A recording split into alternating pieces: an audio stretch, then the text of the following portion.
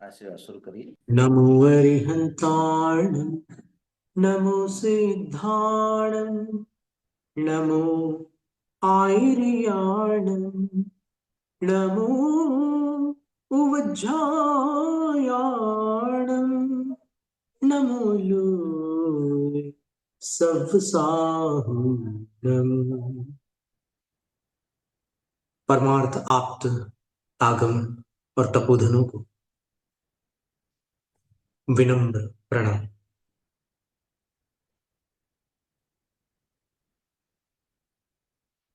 पूर्व शताब्दी के ज्ञानी ध्यानी तपस्वी चारित्र चक्रवर्ती परम श्रद्धेय आचार्य शांति सागर गुरुराज को त्रिभक्ति पूर्वक बारंबार नमस्ते। इस धरती के जितने भी आचार्य उपाध्याय साधु जो हो चुके हैं और अभी हो रहे हैं और होंगे, उन सभी को बारंबार नमस्ते। दीक्षा शिक्षा गुरु दिवंगत आचार्य विद्यासागर महाराज को नमस्ते। परम श्रद्धेय गुणधर नंदी आचार्य महाराज को नमस्ते।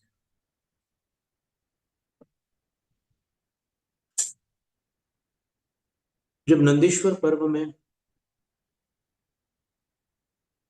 जिनाभिषेक और पूजन महोत्सव का आयोजन था, तब आनंद राजा वहां प्रधान यजमान बने थे। उन्हीं के द्वारा यह सब आयोजन था। संयोग से एक मुनिराज का पदार्पण हुआ और उनके आने पर उनके उपदेश हुए। उपदेश के उपरांत एक प्रश्न विधि होती है। जिनको कोई प्रश्न पूछना होता है वो प्रश्न करते हैं। राजा ने प्रश्न पूछा कि हे आचार्य वर्य, हे गणधर देव, मुझ में एक उत्कंठा है। मैं ये जानना चाहता हूं कि ये जो जिन प्रतिमा है, जिस प्रतिमा को हम सामने विराजमान करके इतने सारे अनुष्ठान कर रहे हैं, ये प्रतिमा तो पाषाण से उत्कीर्ण है अथवा धातुओं को सांचे में गलाकर ढालकर रचना की गई है, अथवा और किसी प्रकार से भी ये प्रतिमा जो बनी है, ये जड़ प्रतिमा। इसके समक्ष हम लोग सब ये अनुष्ठान कर रहे हैं। इतनी आराधना, इतनी उपासना, इतनी पूजा, इतनी भक्ति, इतने स्तोत्र, इतने भजन, इतनी आरतियां, सब कुछ कर रहे हैं। तो ये जड़ वस्तु हम सबके पुण्य का कारण कैसे बन सकती है? आप तो चेतन, आप तो गुरु हैं। आपकी भक्ति से तो बहुत कुछ हो सकता है, लेकिन जो अचेतन है, ऐसी प्रतिमा की भक्ति से क्या हो सकता है? तब उस समय गुणभद्र आचार्य महाराज ने उत्तर पुराण के 73वें पर्व में, जो संस्कृत भाषा में गुरुमुख से इन प्रश्नों का उत्तर दिया है, वो अनोखा है।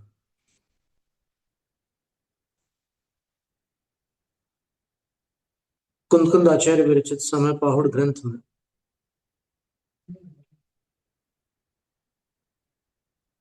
बहुत जोर देकर के ये बात कही गई है कि सब कुछ भावों का खेल है। भाव प्रधान है। लेकिन उन्हीं कुंद कुंद आचार्य महाराज ने समय पावड़ ग्रंथ की 265वीं गाथा में जो बात कही है, उसकी टीका में अमृतचंद्र सूरी, जिनकी संस्कृत भाषा जैनेतर विद्वानों में भी प्रशंसित रही है, एक महान विद्वान महाराष्ट्र के पंडित करमरकर जी ने भी मुक्त कंठ से अमृतचंद्र सूरी की संस्कृत भाषा को लेकर पंडित जगनमोहन लाल शास्त्री जी से एक बात कही थी कि देखो पंडित जी, मैं ये बात मंच से नहीं कह पाया, लेकिन आपसे कह रहा हूं कि मैंने एक से बढ़कर एक साहित्य पढ़ा, 9 रसों में लिखी हुई अनोखी रचनाओं का मैंने आलोड़न किया। महाकवि कालिदास, महाकवि बाणभट्ट, महाकवि माघ आदि सबके साहित्य को मैं पढ़ चुका हूं। लेकिन आपने मुझसे पूछा कि क्या आपने कभी जैन साहित्य देखा, तो मैं तो कुछ छुपाना नहीं चाहता। सत्य तो यह है कि मैंने जैन साहित्य नहीं देखा, किंतु मैंने एक जैन ग्रंथ अवश्य पढ़ा था। उसका नाम था समय पावड़, जिसको समय सार भी कहते हैं। तो उसकी जो संस्कृत व्याख्या, जिसका नाम आत्मख्याति है, उसको जब मैंने पढ़ा और फिर मैंने विचार किया कि ये भाषा और वो भाषा, उस भाषा में 9 रस भरे हुए, इस भाषा में केवल एक रस, अध्यात्म रस। मैं एकांत में आपसे कहता हूं पंडित जी कि ऐसी संस्कृत मैंने जीवन में कहीं नहीं देखी। उन अमृतचंद्र सूर्य ने एक अनोखी बात कही है कि भाव बंधन और मुक्ति का कारण है। भावों का कारण क्या है? क्या भाव अपने आप होते हैं? नहीं। भाव कर्म से द्रव्य कर्म आता है और जाता भी है। लेकिन भाव कैसे आता है, तो इस विषय में जैनागम में कथन है कि जो निष्परिग्रह है वो निरालंब ध्यान के पात्र है, और जिनके पास परिग्रह है वो सालंब ध्यान के पात्र हैं। सालंब का अर्थ होता है कि जिस ध्यान में किसी का आलंबन लेना पड़ता है, और निरालंब ध्यान जो है वो निरालंब है, बिना आलंबन के। तो वो निष्परिग्रहियों को निरालंब ध्यान होता है और परिग्रह युक्त जीवों को सालंब ध्यान होता है। तो ऐसी स्थिति में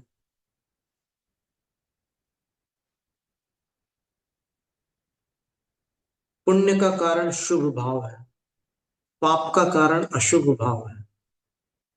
शुभ भाव का कारण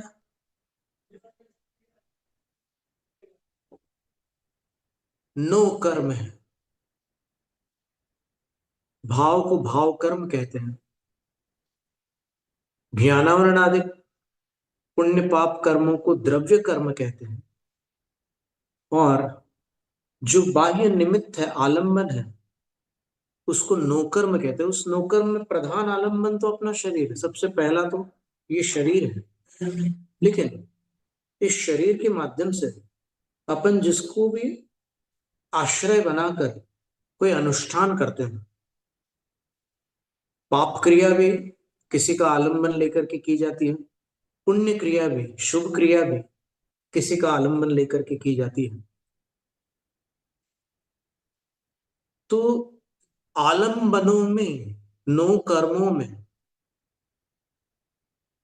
पुण्य का सर्वश्रेष्ठ आलंबन क्या है, इस पर वो गणधर ऋषि राजा आनंद को समझाते हुए कहते हैं,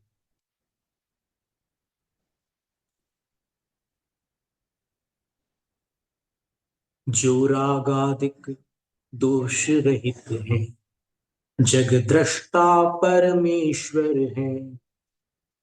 जिन प्रतिमा के बारे में बता रहे हैं, तो प्रतिमा का वर्णन करने से पूर्व वो किनकी प्रतिमा है उनका वर्णन कर रहा है। वो जिनकी प्रतिमा है उन जिन का वर्णन कर रहा है। जो रागादिक दोष रहित है, संस्कृत से हमने हिंदी कर दी है पद्यानुवाद में। जो रागादिक दोष रहित है, जग दृष्टा परमेश्वर है। अस्त्र शस्त्र वस्त्रों से विरहित, भूषण रहित जिनेश्वर है कृत कृत्य अतः न रहे जो, जटा जनेऊ के धारी। मुखड़ा जिनका शशि से सुंदर, शांत मनोहर छवि न्यारी। भव्य जीव का भाव भले ही पुण्य बंध का कारण है, पर प्रभु प्रतिमा का दर्शन उस श्रेष्ठ भाव का कारण है। कारण का कारण, कारण भाव है, और भाव का कारण जिन बिंब है।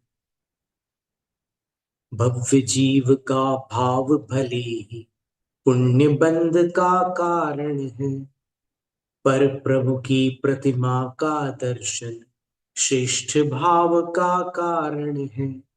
जिन मंदिर जिन कल्याणक स्थल, कल्याणक तिथियां सारी, भक्ति भाव में निमित्त बनकर देते पुण्य बड़ा भारी। तो सालंब ध्यान है, ये प्रवृत्ति में होने वाला ध्यान है और अत्यंत कल्याणकारी है। ये बड़ा भारी पुण्य प्रदान करते हैं। और जैसा अपन ने पूर्व में धवला और जय धवला में देखा था, वहां पर ये कथन है कि ये केवल पुण्य देते हैं इतना नहीं है, इसके अतिरिक्त इसमें कुछ और भी बात है। वो क्या बात है कि ये पुण्य प्रदान करने के साथ साथ पापों को हटा भी देते हैं। जिन भक्ति पुण्यदायिनी होने के साथ साथ पाप नाशिनी भी होती है। फिर अनुपात क्या है, पुण्य ज्यादा आता है या पाप ज्यादा जाता है? तो इस विषय में वीरसेन आचार्य महाराज ने लिखा है, संपह्य बंधादो असंख्य गुण कमख कारोति। सांप्रतिक बंध अर्थात जो पुण्य का सातिशय, पुण्य का बंध हो रहा है इन अनुष्ठानों से, उसकी तुलना में पंचमी का प्रयोग है। अर्थात उसकी अपेक्षा से संपह्य बंधादो, सांप्रतिक बंध से, असंख्य गुण कमख कारो, असंख्यात गुणित पापों का नाश करने वाला यह अनुष्ठान है। वहां पर नमोकार को लेकर के कहा, अनंत भगवान को अगर कोई नमस्कार करता है तो अर्चना, पूजा, वंदना और नमस्कार, ये चारों क्रियाएं उस नमस्कार के साथ में जुड़ी होती है। नमस्कार अंतिम क्रिया है, तो एक पद से उसके पहले की क्रियाओं को उसमें समावेश किया जाता है। इसको अनुक्त ज्ञान कहते हैं। तत्वार्थ सूत्र में है ना, मति ज्ञान के कई भेद बताए हैं। तो उसमें जो अनुक्त ज्ञान है, कोई चीज कही नहीं गई है लेकिन फिर भी वो ज्ञान जिसके पास है वो समझ लेता है कि इसमें ये बात सम्मिलित है। तो इस तरह अर्चना, पूजा, वंदना और नमस्कार से जितना पुण्य संचय हो रहा है, उससे असंख्य गुणित पापों का क्षय भी हो रहा है। इसलिए उसमें मुनीनम पवत्ति प्रसंगादि, मुनियों की प्रवृत्ति भी प्रासंगिक है इन शुभ अनुष्ठानों में। देखो ना, वो गणधर होकर के भी राजा आनंद के यहाँ जो नंदीश्वर पर्व में अनुष्ठान चल रहा था उसमें सम्मिलित हुए। अब गणधर इनसे बड़े कौन हो सकते हैं ऋषि, लेकिन फिर भी वो वहां सम्मिलित हुए। ऐसा क्यों? क्योंकि वहां उनको केवल बंद नहीं हो रहा था, तो बंद की तुलना में असंख्यात गुणी निर्जरा भी हो रही थी, इसलिए उसमें सम्मिलित थे। तो इसलिए ग्रस्तों को भी पाप काटने के लिए और सातिशय पुण्य जो संचित हो रहा है उसकी भी आवश्यकता है। कालांतर में सम्यक दृष्टि का वह पुण्य मोक्ष में सहायक बनने वाला पुण्य है, इसलिए उसकी भी आवश्यकता है। कोई उस पुण्य की आलोचना निंदा कैसे कर सकता है जिस पुण्य से गुरु की प्राप्ति होती है, जिस पुण्य से केवली शुद्ध केवली का सानिध्य मिलता है, जिस पुण्य से अपने को ऐसा शरीर मिलता है जिस शरीर से अपन मोक्ष पुरुषार्थ संपन्न कर सकते हैं नो कर्म के रूप में, जिस शरीर में रहकर अपन मोक्ष पुरुषार्थ को पूर्ण कर सकते हैं, उस पुण्य की आलोचना कैसे की जा सकती जो मोक्ष में साधक है, सहायक है। जो पुण्य विषय कषायों की ओर ले जाते हैं उन पुण्यों को छोड़ो, उनकी अपने को कोई दरकार नहीं, उनका कोई सम्मान नहीं। लेकिन जिस पुण्य से अपन अपने हित के अभिमुख होते हैं वो तो निंदनीय नहीं हो सकता। इसलिए उस सातिशय पुण्य का संचय करने के साथ साथ पापों का नाश भी होता है।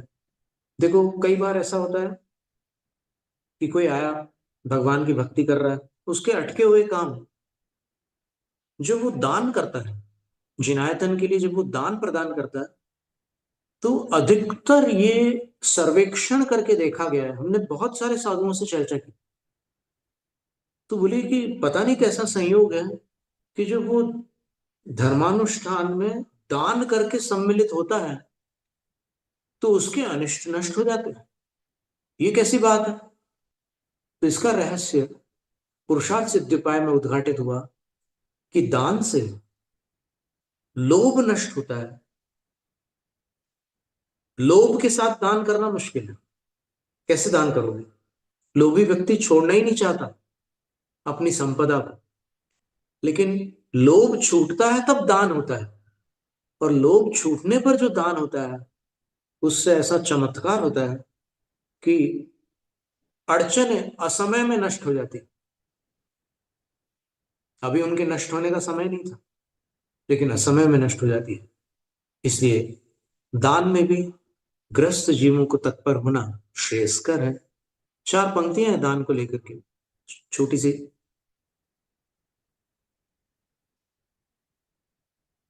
एक छंद रचना है, एक प्रकार से कुछ हरि गीति का छंद से मिलती जुलती रचना है।